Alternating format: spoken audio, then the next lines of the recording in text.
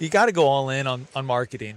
There's many great entrepreneurs, not just in our industry, but in business in general nowadays that say, we don't own a tint shop. We own a media company. And I align with that. I think the more we understand that we have to play the game of video seriously, the more we understand that we have to have that living, breathing brand, that we have to master marketing, it's the better we have that advantage to just capitalize in this new era that we're quickly going into. Are you wrapping cars more than 12 hours a day, every day? Working nonstop but can barely get by? Burnout, missing deadlines, and wondering just how much longer you can keep this up? That was us too. We started our wrap shop buried under $250,000 in debt, and it felt absolutely impossible. But we dug out, built a profitable shop, and are still in the trenches of owning and operating a wrap shop. We're here to share what we learned along the way so that you don't make the same mistakes that we did. And we're here to help you with the business side of the wraps, like pricing, building a team, streamlining your systems, ultimately so that you can run your shop and your shop stops running you. Welcome to the Wrap Ops Podcast, brought to you by Wrap Fam Unleashed. This is Tanner here with the Wrap Ops Podcast, and we are at ISA doing some live interviews with some amazing guests. And this guest, I'm so excited to bring forward to you guys. This is Ray Padilla talking all about marketing. Ray owns MediaTune and Autofilm Mastery and is just a huge influencer in the industry and someone that you want to learn from for sure. And you know that I love all things marketing. So this conversation went great. I got to ask some rapid fire questions. So if you're trying to increase your marketing efforts for your wrap shop, this is the episode for you. But before we dive into that, I do want to do a quick shout out. Thank you so much to the International Sign Association, aka ISA, and thank you to the Wrap Institute for allowing us to have this booth here at this conference. It would not be possible without them. So be sure to check them out. And we're going to dive right on into that episode. Hey, welcome to the pod. So excited to have you. I appreciate you. I appreciate you inviting me onto the podcast. It's awesome. Thank you so much. So we're going to start off with, tell me how you got into your business. Where did you start? How did you get here? Just give me like the quick 5-10 minutes, here's how I got here. You got it. No, you got it. So I actually was in the home improvement industry before I started my marketing company, MediaTune, and I felt like I reached the ceiling. I was doing very, very well at a pretty young age, and I decided, if I don't do this now, if I don't try this business stuff, this entrepreneur stuff now, then I'm going to regret it for the rest of my life. Yeah. So although I was having a lot of fun at that home improvement company, I decided to take that risk. So I moved about an hour out of my home city. I was born and raised in San Jose, California. As I like to say, technically it was Silicon Valley, but I didn't know what Silicon Valley was growing up. I was not on that side of on that side of town. But moved an hour away, gave myself no option, learned how to build a business. It was a home business, and at that time it was a different company. But within 2 or 3 short years, we ended up working with some of the biggest names in the PPF space, in the window tint space. Yeah. And nowadays, I'm pretty proud to say that MediaTune is known for working with a lot of industry leaders, the best of the best. Are you able to name drop, or is it a secret? I can't. Oh, okay. don't get me started. I know I have to name drop some of my great partners. Go for it. I got to give some of our long-term partners a lot of credit because they've seen MediaTune, and I would say some of the early on partners took a risk on MediaTune as their partner in marketing, right? Which marketing is hard to take a risk on because you have to kind of have a portfolio of here's our success story. That's so those first customers are really just taking a chance on you. You're giving us the keys to the future, right? It's the vision of the company, and we can help get you to the vision that you paint for us. You paint that picture for us. We'll help get there. Yeah. But at the same time, I think a lot of marketers try the best they can. You can be genuine in what you do, but you can also be genuinely wrong. Yeah. And that's the scary part. If you give the keys to the wrong marketing company, I mean, it's a big investment nonetheless, right? But a couple of shout outs here. I would say 48 Detailing, great shout out. He's been with us. He was a few months removed of being a mobile detailer before he opened up his shop, and then he found us. And funny enough, it was on a podcast. So that's pretty cool. He found me on a podcast. My first automotive shop ever was a cold DM when we were just a local market shop. It was a cold Instagram DM too. But Elite Audio and Tint out of Sacramento, California. Those guys are amazing. Nice. I think another amazing partner I have to say is Mike Noren of Autofilm Specialist. He was the first person, and I just spoke about this on a webinar with the Wrap Institute. Mike Noren in Houston, Texas, auto film specialist. You got to know the GOAT of PPF. He was the first business owner that sat me down and went through the business model from A to Z with me. Okay. I mean, I remember in 1 year I flew to Houston 16 times. Really? And we were starting Auto Film Mastery at the same time. So that's another reason why. That was the brand that we started. But countless, I mean, you can't condense the 20 years of Mike Norton's knowledge into anything better than that. I mean, I learned a lot. So shout out to Mike Norton. But then you also got Auto Image, and Auto Image has 4 locations out in New Jersey. Okay. They're one of the, I think they're in the race for being the biggest shop in the United States, period. Yeah. Besides the franchise. And you do all their digital marketing. Everything. Website, SEO, Google paid ads, meta advertising, video marketing, and then Tinners. Tinners is another one too. He just won Lumar National Deal of the Year for the United States territory. He's opening up his 3rd location right now. It's a beautiful 25,000 square 25,000 square foot shop. I was just there last week. He's in St. Pete's. Yeah. If you have some time to drive where we're at in Orlando to Clearwater, do it. Okay, and go check it out. It's beautiful. Absolutely. It's a gorgeous shop.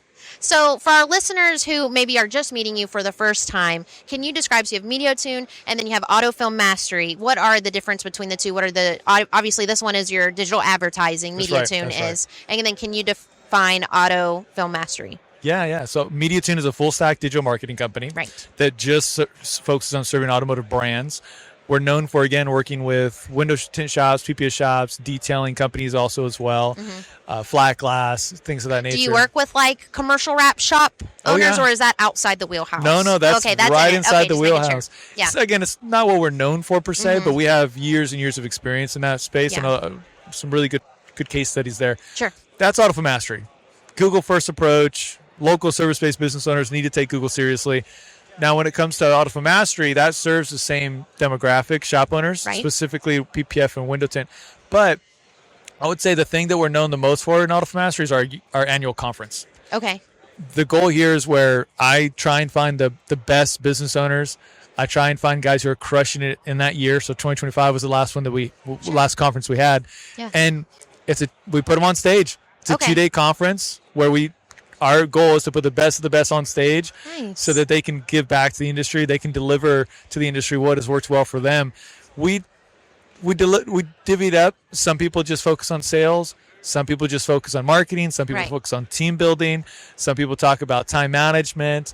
Is it like you sign up? Sorry to interrupt you. Is it like you sign up for different, I want to hear this person speak, so I go to their talk and there's multiple going at the same time, or it's just one rolls after the other? And one you can rolls see all right of after them? the other. Okay, awesome. So you don't miss out on it. And Very Justin cool. Pate. Justin Pate was just one of our he ended the conference. He was day 2. And he closed out the conference. He was the finale. He was the final act. It was great. Very cool. Andrew calls Justin Pate Michael Jordan of our industry. He is. So, I don't think anybody would argue that. Yeah. That's how he introduces him to like non-rap people when we're like, well, Justin Pate. And Andrew's like, by the way, he's the Michael Jordan of the industry. Listen, I've had countless people say, Mike Norton, he's the GOAT, right? He's PPF. And I agree. I mean, I don't think anybody who's delivered that much value to an industry, right? It's very few people. But when I first had a meeting with Mike and Justin Pate, man, the amount of respect Mike Norton paid to Justin Pate. I mean, he was the influencer before influencers. Yeah. And he's such a humble guy. I see why he's so highly sought after. He's very wise. Yeah. Yeah. So if you have not ever talked to Justin, you can just walk up and say hi, and he's super nice and inviting. I remember my first time meeting him, I was like all nervous, like, oh, celebrity.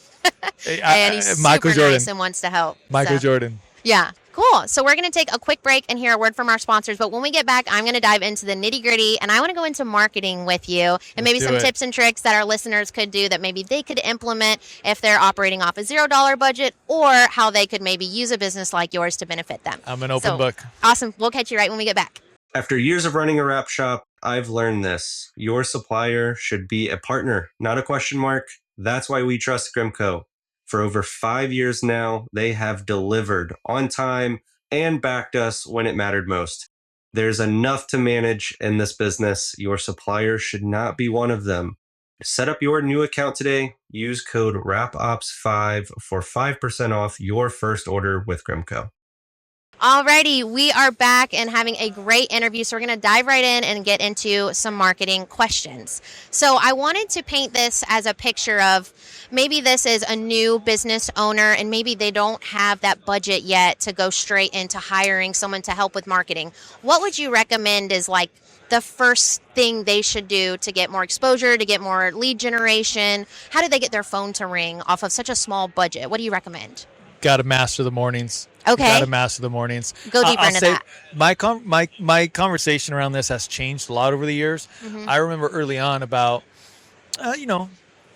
during the pandemic, right after the pandemic, I would always practice what I preached, and I would always preach that you have to focus on making marketing videos. At that time, it was not normal for a PPF shop or a wrap shop to have a videographer on staff full time. It just wasn't normal. But now, when was this? What year are we at? 2020, 2021. Okay. 2022. Got it. I remember at that time too, ceramic coating was another popular booming service, right? Yes. At that time, consumers didn't even really know what ceramic coating was. Yeah. So at that time, the most profitable video any business owner, or detailer could make was answering that question: what is ceramic coating? Is it? Answer the common question. It's going to pique interest, and then it lines you up with a great retargeting video or, a binge through your profile, right? Well, times have changed. Now it's normal for the bigger shops, especially if you're over $1 million a year, to have a videographer on staff because they know the power of creating content. Yeah. So now you have to do more. The game has changed, but it's just rewards people who work harder for a longer period of times. And what it looks like now is you have to fall in love with video. Get comfortable getting in front of the camera. If you're not, you got to find somebody who is. Hire a younger installer that is just excited to get in front of the camera for you. It's one of the best returns you can have. But again, if it's a smaller business, right, you got to get in front of that camera and master your mornings. The first hour to maybe 2 hours every single morning at minimum should be preparing for content, writing in your journal, or filming content. In the beginning, you might have to edit the content as well. But I think over editing might not be the best investment of time. If you can master one takes, ambition conquers all. Yeah. The power of ambition is not talked enough about in business. Yeah. If you can be Love that. energetic and ambitious in front of the camera, and then just have a goal of, it's not even like the next question is what kind of content? Just educational content. Educational. The questions your customers ask you every single day is often the best content to create. And it's not going to get stale. It's stale to you. You'll get tired of your content before somebody else gets tired of it. Yeah. Because a customer that's buying you from the first time is also binging your content for the first time. But master the mornings. Every morning it should start with content, and you should get real used to trying to get to the point where you can do one take. Maybe you try to do the same line 5 times in a row with your car in the background, or you're doing whatever you're doing to your car. That's great content. Yeah, and I think great you brought up a content. really good point too of like, don't freak out too much over the editing. I feel like sometimes you can tell a video, it's like the actual information in the video is lacking, but you can tell they put hours into like the cool transitions. And it's like, that's not really what they're looking for. As a It's customer, true. would you agree with that, with all of the totally marketing agree. that you do? I totally Yeah. agree. Most of it's in the hook. If you Yeah, don't that first, like, what do you say right in the beginning? most great polished edited videos, I mean, labors of love, don't get watched because you don't get past the scroll. And What's the time? Do you know? Last I 3 heard it was like seconds. 4. Okay, it's 3. It's probably getting shorter and shorter. No, isn't that's it, before funny. That it- is so funny. Yeah, You're definitely a marketer. Because I thought it was like 4 seconds to catch him. It's funny, if you look at the intros to our video, you'll see a difference with me and Andrew, and I get on to him. I'm like, Andrew, 4 seconds. I scrolled. I agree with you. They used to say 5 seconds, right? Okay, yeah, it's They going used down. to say 5 seconds, and then TikTok came out, and now they're saying 3. Yes. They're going to say a second pretty soon. Yeah. They're going to say a which is minute, crazy. a second. Its Yeah. attention span has shrunk. We're getting flooded. And so when it comes to that, what is your thoughts on, you have a wrap shop, and obviously let's just stick to vehicle wraps if we can. Sure. You're selling these vehicle wraps. What is the importance of maybe focusing on the personal side of who runs the business, your employees, kind of building more of a story there versus just, here's a purple car or here's a commercial wrap on a car. What are your thoughts on kind of adding that personal element to your content? That's a great question. People do business with people they trust. And if you think about just a normal person, normal human interaction, Yeah. you want to know where they're from. That's a natural question to ask somebody. Yeah. Hey, where are you from? Where were you born? Right. Where's your shop located? How long have you been in this industry? Right? Those questions make people. it helps to paint a picture of who you are in their mind.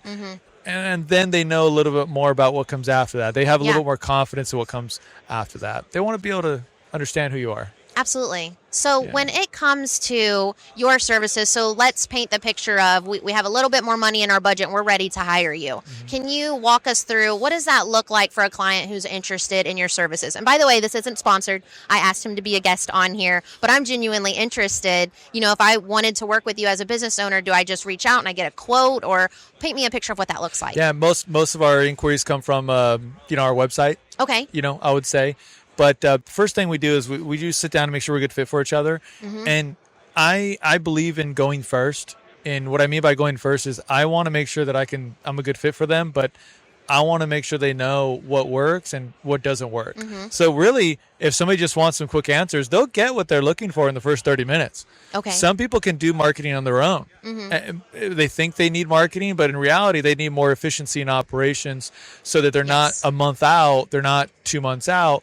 If they can condense that install schedule, man, they're going to make more money. They don't need more marketing, right? Marketing would probably be a bad idea for them because customers just don't want to wait 2 months. Right. That's the biggest issue for them. Yeah. So I think the most important thing here is to really go through and ask very specific questions to get a good understanding of where that business is at.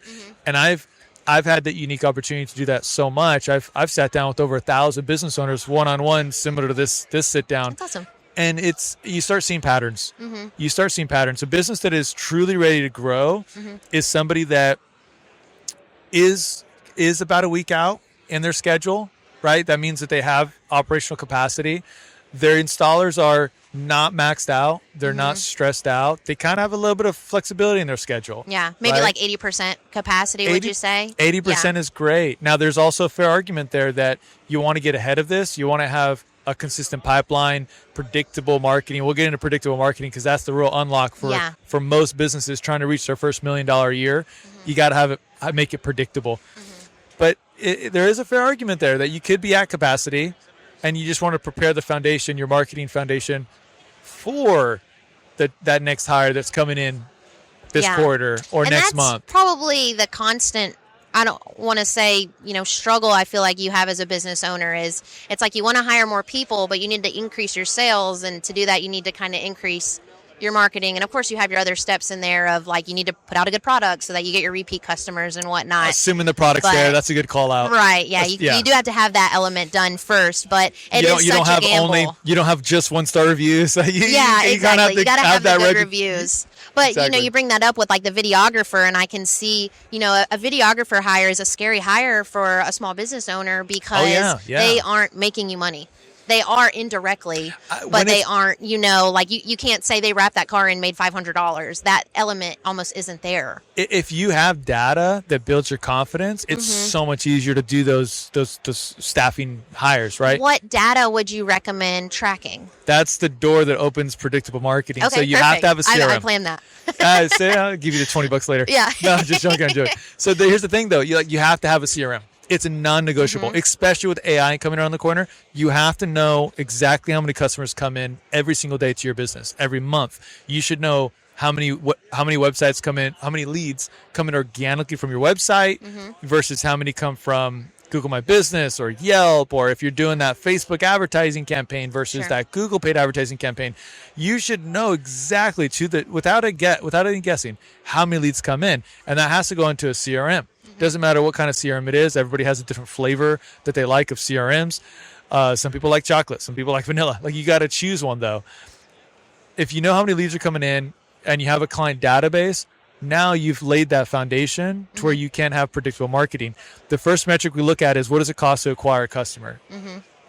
If you're spending $1,000 a month on Google, maybe that's your first run at it. Maybe it's $2,000 a month on Google for your very first time. Yeah. And we're also local service-based businesses, so we have to take Google seriously. If you're dealing with a retail customer, a normal consumer, Google first.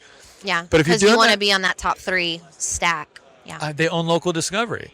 Where do you go to find someone to fix your flat tire? Absolutely. And I always say, too, how many times you go on Google and you're like, I'm going to go to the 3rd page and go to that person. Nobody does that. No one does that. It's the same with like you have 4 seconds to get their attention. Google's the exact same. You hear that they got rid of the scroll because of that? Really? Yeah, if you go on mobile now. I actually didn't know that. They got rid of the scroll. So now it just says view more. Oh, Oh, So I didn't know that. Now you just, or no, sorry, they didn't get rid of the scroll. They got rid of the pages on mobile, and now now you can keep going. You just keep going okay, down. Well, that might help a little. It does help a little bit, but still, no one's going to scroll 5 times. Up top.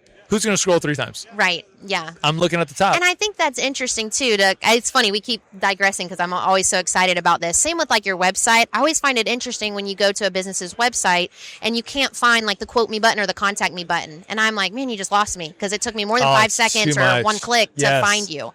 It's too hard, or the address is just not even existent. Yeah, I think things like that it's like, man, you were so close. But mobile operations have it tough because Yeah. they just can't. They'll put locations we serve, but I'll circle back and talk about the predictable side because you asked a really good question about it, and when it comes to having that CRM in play and spending ad spend for the very first time, the next thing you're looking at is what's your cost per lead. Yeah. If all your lead flow, if everything goes into one centralized location, it's so much easier to analyze what your organic lead cost is versus what let's say you're doing SEO, you would have a little bit of an expense there to get those organic leads on your website versus what your Google paid campaign leads are. Once you have a fix on that lead cost, well, then the next thing comes into play.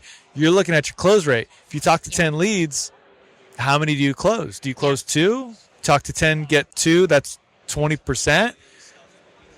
You can create your ROI. You can create your return on your ad spend from that data. And then it's dollar in, dollar out. How can we get from talking to 10 people, going from 2 to closing 3? Let's get a 30% close rate. Yeah. So every time you get 10 leads, it costs you X amount of dollars. Every time you get 10 leads, you close 3. That's phenomenal. So what if you have a 6x return?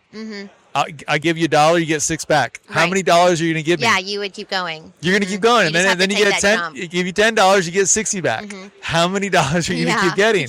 You want that good problem. Yes. Because then you're never making decisions from a fearful state or a lack of state. At that point, you know what it costs to acquire a customer. Yeah. You know how many customers you have to talk to close a deal. And then you start seeing patterns over time. When you look at how many leads come in, your cost per lead, your close rate, your return on ad spend, then you start predicting it and looking at it year over year. I know exactly what I did. I know exactly what I did last year in March. I know exactly what I did last year in April. Yeah. I can expect to do this again as long as those numbers seem similar. That's control. That feels like less stress. That feels like better sleep at night. That feels like less Especially anxiety. during those, we all know winter gets slower, and then summer you're slammed. So being able to kind of compensate for that in the winter. Imagine having your whole winter already mapped out. Yeah, you might be able to take a vacation if you did that. Oh, you could sip a Mai Tai and not even worry. Because it's kind of funny if you think about it. Slow season comes around and it's like your shop is slower, but you're more stressed. But if you were actually set up and running, you might be able to take that slow break to refresh and reset yourself. It's hard to let go. It is. It's hard to let go as a business owner. But if you have data that, I find data removes emotion. Yeah, it removes I think, I feel, and it turns it into I know. Yeah, absolutely. We actually have a whole episode on that, on making data-driven decisions. So shameless plug if you haven't watched that. I want to watch that. You got to send that to me. That's great. Yeah, so we have one on that because so many people, I feel, just are kind of guessing, and we were definitely that way, especially when you're super busy. Same with it's hard to, Yeah, and even like, me and Andrew, we own the business together, and we would get into arguments, and it got to the point I was like, why are we arguing when we can look at our data and there is no husband-wife argument? Now it's, this isn't profitable. Why are you pursuing it so much? And then it shuts him up really fast, or shuts me up really fast, when you just can throw the numbers out and it's like, be upset all you want, but those are the numbers. Yeah, so the data is kind of like, in my opinion, the marriage saver. If you are married to your business partner, or if you just have a regular business partner that you're not married to, that ends a lot of fights if you can just kind of point that data out. I didn't know that about you. So tell me, what's the highlight of running a business as a married couple? The highlight, man, we're very in sync. Like if we ever did one of those game shows where you had to say, how would Andrew finish this sentence or whatever, we are so in sync with each other. And so it's weird when we're talking to customers or vendors or whatever, it's almost like we're the same brain. And I don't think people realize that about us. And I think that's kind of a stigma of being like a female in the industry, is you kind of get, that's the wife like over there. But we're very much like neck and neck on how we're running the business. And so it's kind of cool. Our whole team has 2 points of contact. product basically that I can pretty much say, oh, Andrew wouldn't say yes to this. Like, That's it's a great. no or whatever it might be. But with that So comes much the better hard part make of decisions we quickly. need to have the line in the sand because it's almost too much similarity. So marketing has kind of been my realm. He's more of like the operations side of it. I'm more HR. He's more sales. So we partner each other well, and then we have a weekly meeting to catch up on, what are you working on? This is what I'm working on. This is what you need to be working on, because all the Nice. positions, they influence each other. So marketing, as you said, was a big one. So for a while we were having fulfillment issues. So he's like, I need you to just throttle like we're going to keep posting consistently, but we're not trying to like Such explode. a good problem. Such a great problem to have. Which is great. And so now it's starting to shift. And that's how it goes. You're just swinging back and forth of like up marketing, okay, throttle marketing, okay, up it. But you can do that when you have predictable marketing, Exactly. If you get to throttle it. I think nowadays, the Meta, Facebook advertising gets a lot of shit. Yeah. People say, oh, it doesn't work. Oh, it's never going to work. It doesn't X, Y, and Z, right? Well, I would just argue that they haven't figured it out yet. Yeah. It's definitely not you for get everybody. what you get into it. You put crap in, you get crap out. That is true. And at the same time, it requires a more advanced sales process. Yes. And that kind of turns people off. And if you're an experienced business owner, great salesperson, and you can close a lot of high quality leads, but you find you're spending too much time chasing these Facebook leads because it does require a more advanced follow-up process. Yeah. Hire somebody to deal with the Facebook leads if you understandably lost patience for those Facebook leads. Yeah. Let somebody else have that follow-up privilege at the end of the day, because it's still discovery. It's still going to be profitable. But when it comes to that predictable nature, if you don't have Facebook advertising going, or worse, you don't have Google advertising going, you don't have that throttle ability. Yeah.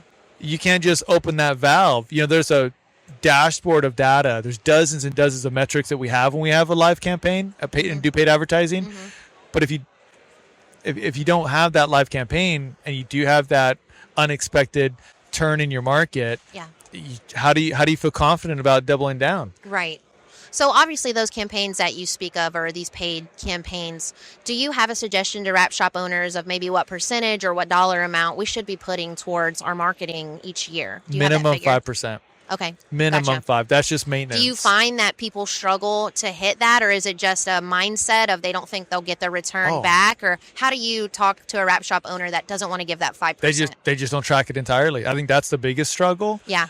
And then we don't track close rate enough.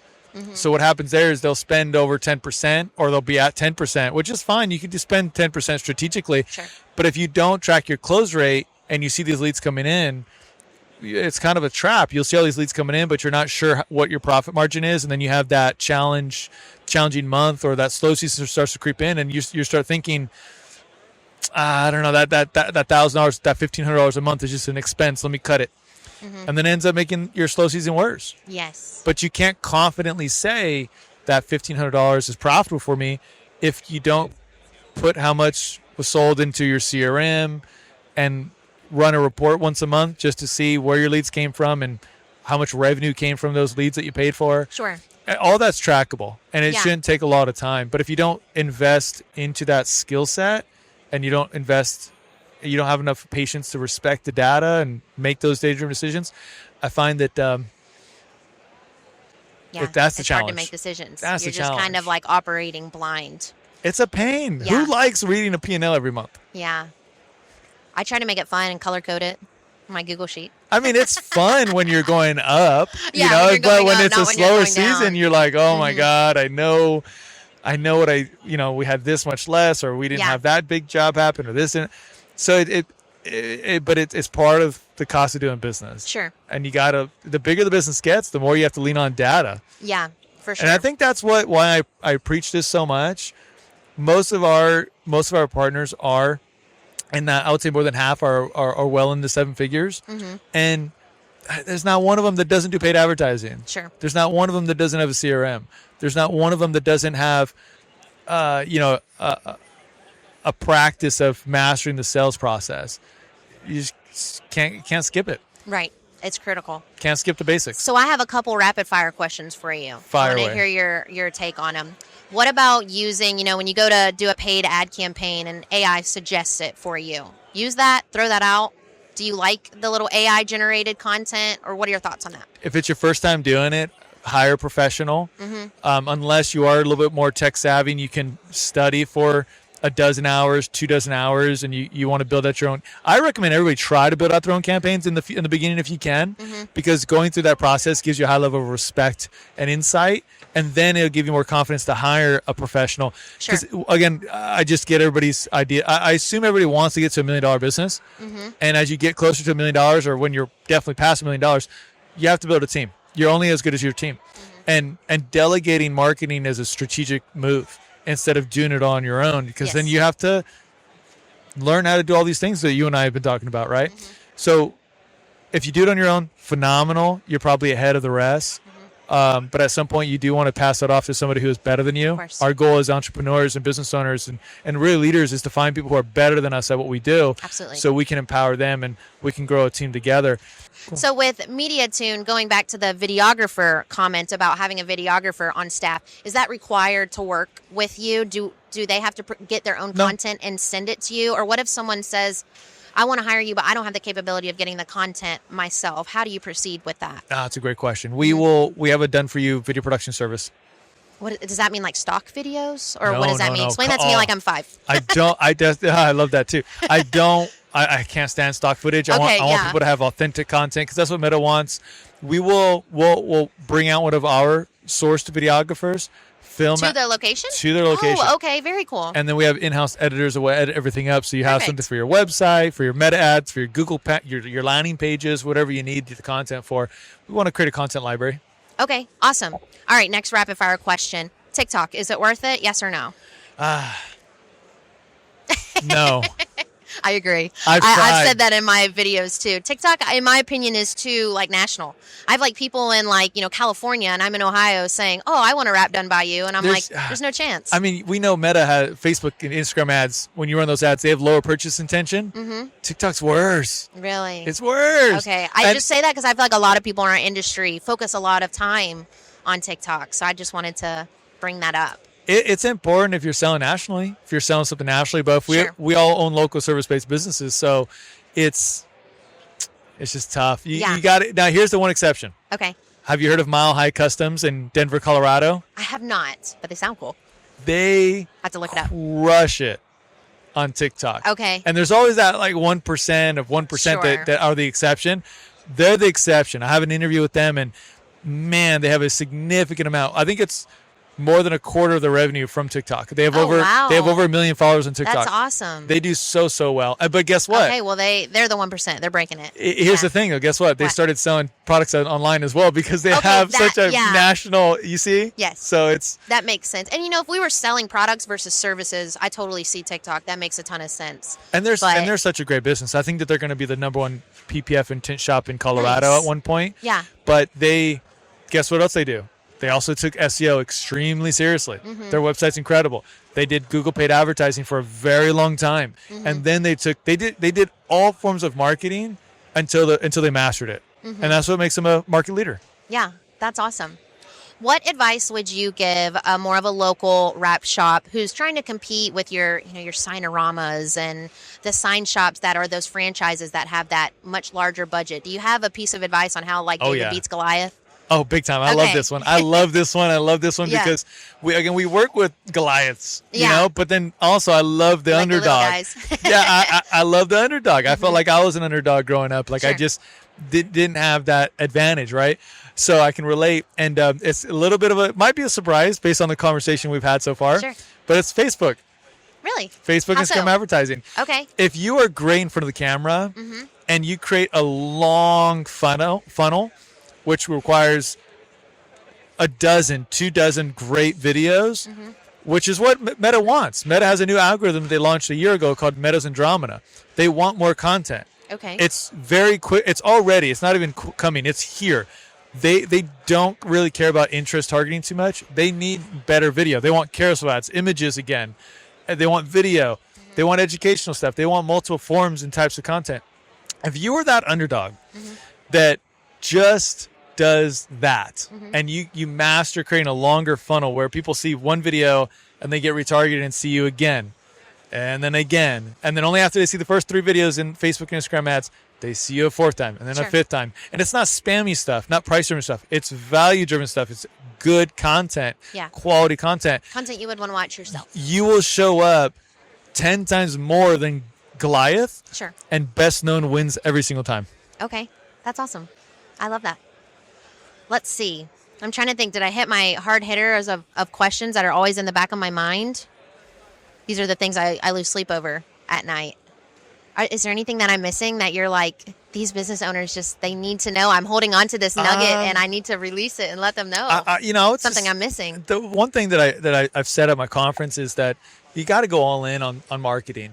There's many great entrepreneurs, not just in our industry, but in business in general nowadays that Sure. say, we don't own a tint shop. We don't own a wrap shop. We don't put stickers on cars. We don't do that. We own a media company.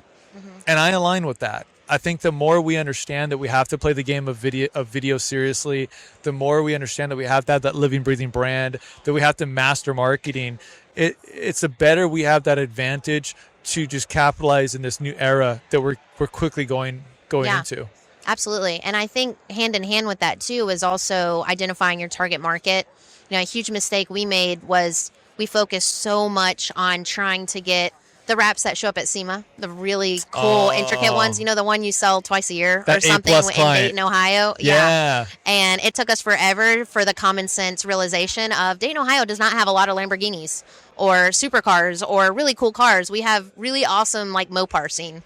That's kind of The most profitable businesses I know are the B+ businesses. Yeah. The best value, the most average businesses. Yeah. And I appreciate you being open and sharing that. I think a lot of people are still trying to go through that. Yeah, where you kind of And- have to let that go and say "I love you" to the commercial wraps. You have to those say, "I are love you." their I repeat love that. clients. Yeah, I love that. I think So- that's a lot of wisdom, and sometimes you just got to fail faster to figure out what works. Yeah, And absolutely. that's marketing. Knowing your ideal customer, knowing what's a more scalable ideal customer is everything. I think there's a total addressable market. There's a different addressable market for each service we offer. And when you start looking at it from that lens, then you understand, like, oh, wow, I actually have a couple different businesses. A wrap shop is a completely different type of customer. It's a lot of the vehicles are used, right? They come in for more style and preference and many other things. They want to change the color of the car if it's not B2B, if it's not a business owner. Versus PPF. PPF is only new vehicle owners. Right. You can't Yes. bring in a 1-year-old car into that business. Yes. Those are different business models. The phone conversation, the sales conversation and questions and the length of conversations are different. And then operationally, dry apply versus wet apply. Right. You can be a couple of weeks out and then throw window tint in there. Yeah, it's a lot. If you have to master 2-minute phone calls, you have to say yes on the same day installs or the next day installs, or it's fast turnaround times, or you Sure. can't scale a window tint business. Yeah. So those are different types of customers with different needs and different expectations. And when we master that skill of marketing, we start thinking in that capacity. And I think that's, again, speaking to the audience here, I think that's what people really have to be encouraged to do. Like, we have to master marketing. Sure. It's not a taboo, weird, thing anymore. It's different. Word of mouth, lunch and learns, those only get you so far in this digital now AI enhanced world. Right. Absolutely. Yeah, this is great advice. I love all of this. So once again, back to that kind of small business owner, because I feel that's most of our audience for this podcast so far is especially the installer that's branching out and starting to do their own business, that kind of transitionary period. What would you recommend specifically? You said Google, if I remember correctly, would Google be the first. top thing that you would focus on.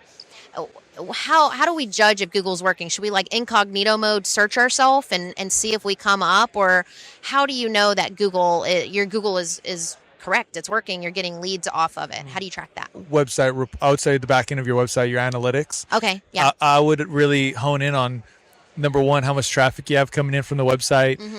Have a dedicated lead form just for your website that goes to your CRM so you can see exactly how many leads are coming in every single month. And then you start studying that information. How do I get more traffic to my website? What are the top keywords? A keyword report is also really, really powerful. You can go to a website like SEMrush, watch a couple hours of YouTube tutorials on SEMrush, and you'll learn. You can do it all by yourself. invest into learning your website, Google is not going away anytime soon. I know ChatGPT and Claude and Gemini are coming up, but here's the thing: 80% of Google's revenue is marketing. Yeah. It's the largest website on the planet. It is still heavily debated if it's a monopoly or not because it's so powerful, right? They own Gemini, and they're continuously taking the lead. They're not going to lose the race. I'm not saying they're going to be number one, but they're definitely not going to be out of that conversation for number one. Who knows where things go in the next year, 2 years, 3 years. We just heard that ChatGPT took a dump, and they owned it. They were really? They owned it. Yeah, ChatGPT lost about wow, I didn't know that. almost 1 million users within, I think, a week, 2 weeks or something like that. Where'd they go to? To Gemini? Well, they had everything. Claude, just Gemini. They just are Okay. getting away from ChatGPT because they made some bad I guess, bad PR. But, going back to the website here, SEMrush is a great platform to learn. If you run a keyword report, you'll find out what keywords you're ranking for and your position on that on Google. Do you show up on the second page for vehicle wraps, those keywords? Do you show up on the 5th page, the 10th page? Yeah. Well, now you have a baseline to where you can make that strategic decision. Now you can invest in learning how to grow your website so you can organically rank higher. You can learn SEO. You can learn how to localize your sales copy. You can learn how to add more pages and do some graphic design work. Or now you can hire intelligently. Hire someone.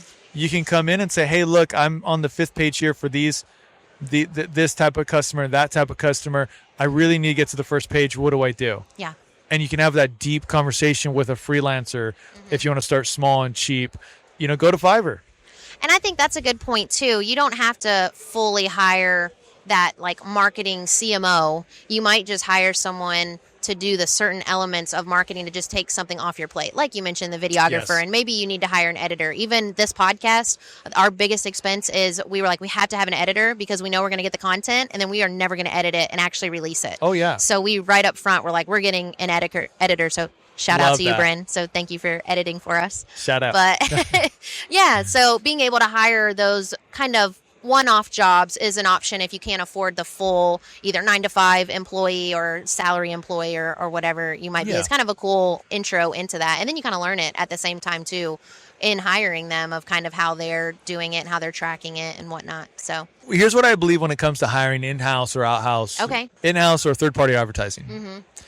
For every hour you really dedicate to mastering marketing, and I'm talking going to school, taking notes, real studying for an hour. For every hour you invest, you'll save about a month of mess ups when you hire somebody. Interesting. So if you invest an hour, great. If you invest 3 hours and you really study and just to master basics and really learn intensely what SEO is, what paid advertising is, you're going to save so much time because you're going to hire intelligently. You're going to be able to ask deeper questions and steer that marketer towards the path of what you really want rather than them learning on you. Yeah, that makes sense. So one last question to close us out here. If you are trying to hire some marketing help for your wrap shop, what are some key questions you think we should be asking to kind of vet them and make sure that they're qualified and are going to do a good job?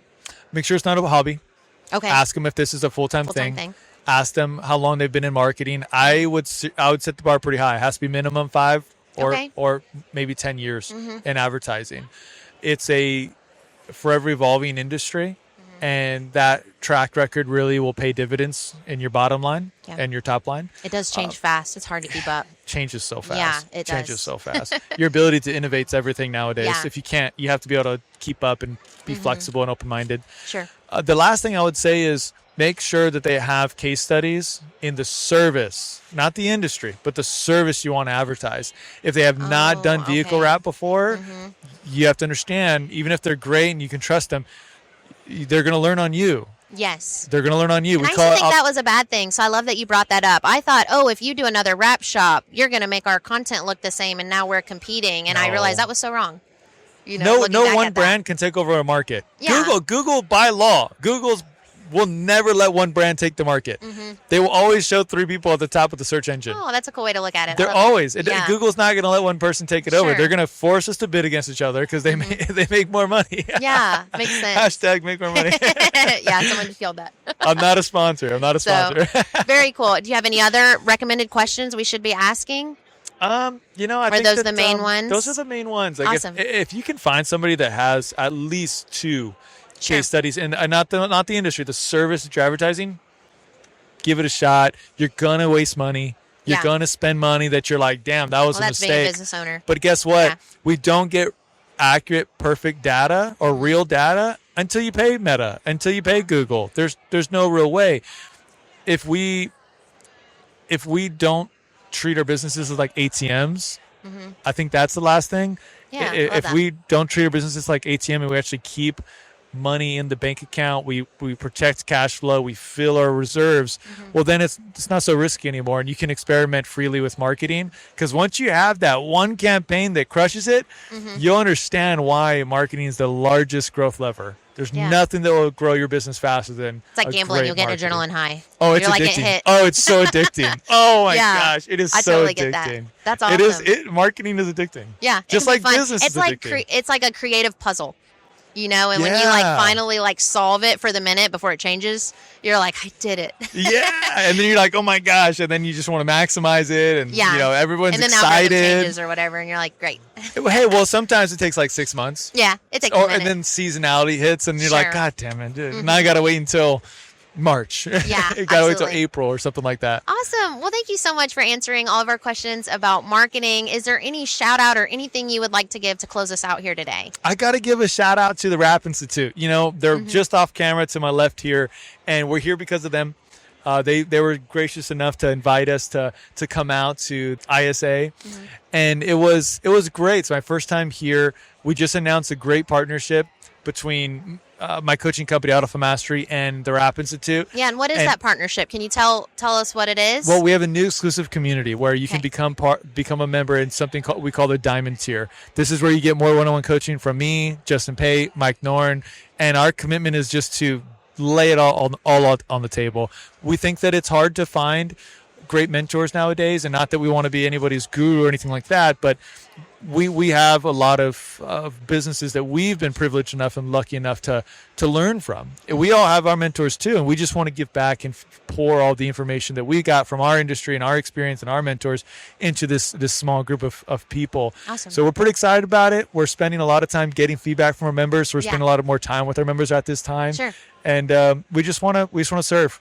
And how can someone sign up for that? Is that through the Rap Institute's website? Is that right now? There's a wait list. Right now we have a wait list. There's a wait list. That's pretty good for you guys. It's at therapinstitute.com. So it's hosted on the Rap Institute's website. Okay. And I mean, many people know Justin Pate, know the influence that he's had. Sure. He's incredible. So shout out to you, Justin. Shout out to you, Marcos. Mike, Aladdin. Appreciate you guys. Yeah, same here. Totally agree. We also have a Q&A that is live every week on there as well. So if you aren't on the Rap Institute yet, you can use code RAPOPS15 for 15% off your subscription. Like, why wouldn't you do that? Yeah. Why wouldn't you just... It's super cool. Go ahead and make the leap. Go ahead and do it. Clearly, there's something special happening. Absolutely. Well, awesome. Thank you so much for your time. I really appreciate it. And we'll have to get you back on here because I thought of a million more questions, and we're going to have to get you back on. Same time tomorrow? Same time tomorrow. Okay, cool. We'll get it done.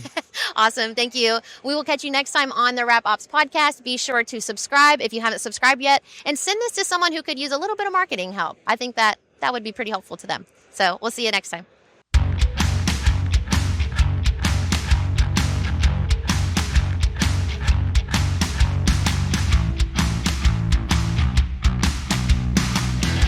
The Rap Institute, the largest online rap training platform, now with a special offer. Use our code RAPOPS15 for 15% off your order.